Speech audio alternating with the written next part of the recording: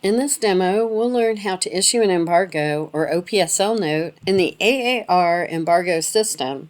Embargoes are used by railroads to issue instructions to temporarily control traffic movements and amend and cancel embargoes and grant permissions to embargo destinations. The difference between an embargo and an OPSL is that an embargo is temporary and an OPSL note applies for more than 1 year. Once you've been given access to the embargo system, log into railink.com from the Launchpad and select AAR Embargo OPSL Permit System. From the menu bar, select Embargoes, Issue Embargo.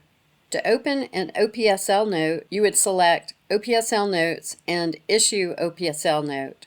The form and function are basically the same. Some general rules apply. Embargo officers can only issue embargoes for their own roads. Level 4 embargoes are effective immediately and are issued by the AAR. Let's look at the General Embargo Information section of the form. All fields with an asterisk are required to issue an embargo. The issuing road is the road issuing the embargo.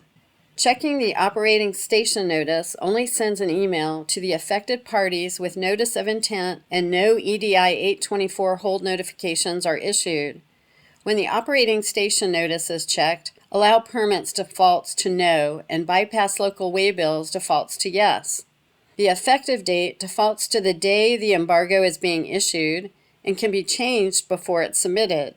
The expiration date will always be 1 year from the issue date and it cannot be changed. Checking the Effective Immediately box makes the embargo effective immediately following AAR approval.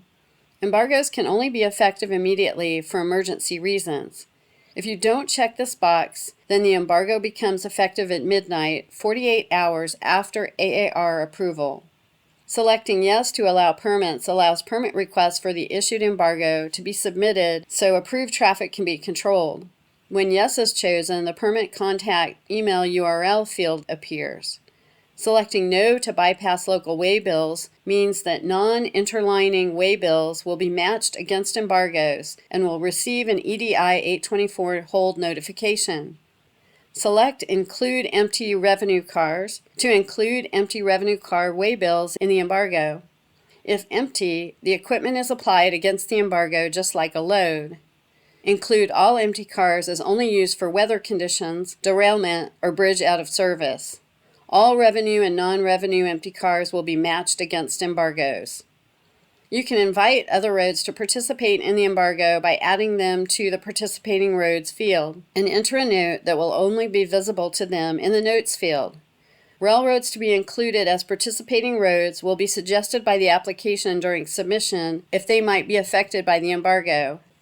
Participating roads will only have the ability to add or remove their own stations if they choose to participate.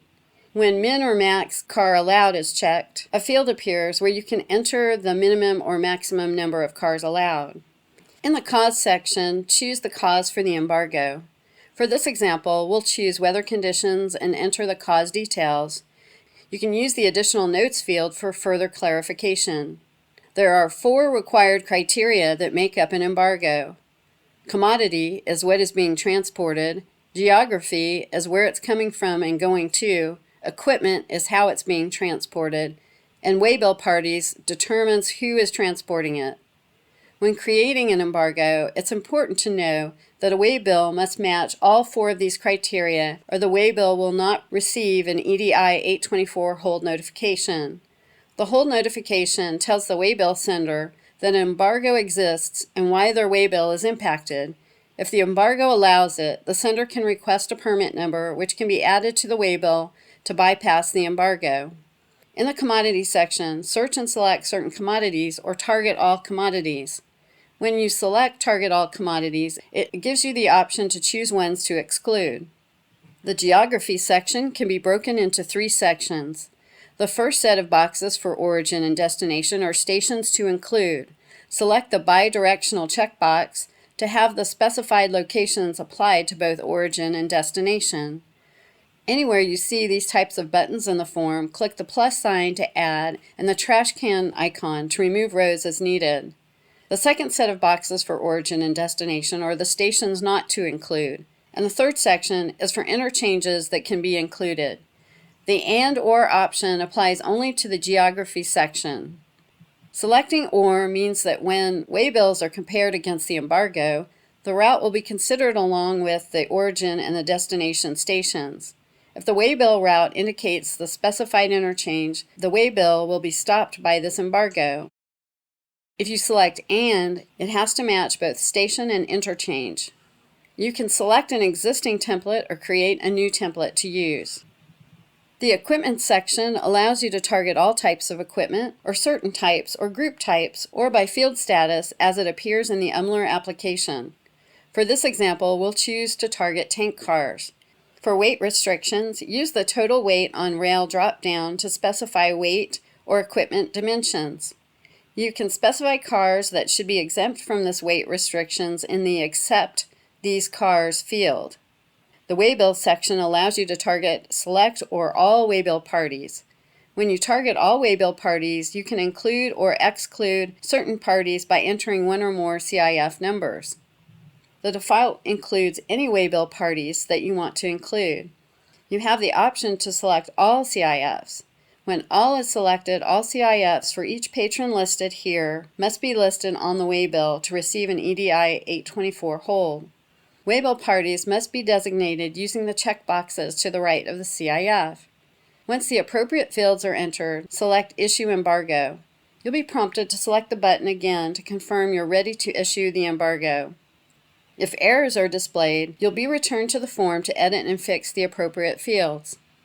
Newly issued embargoes remain in the pending status until approved by the AAR administrator.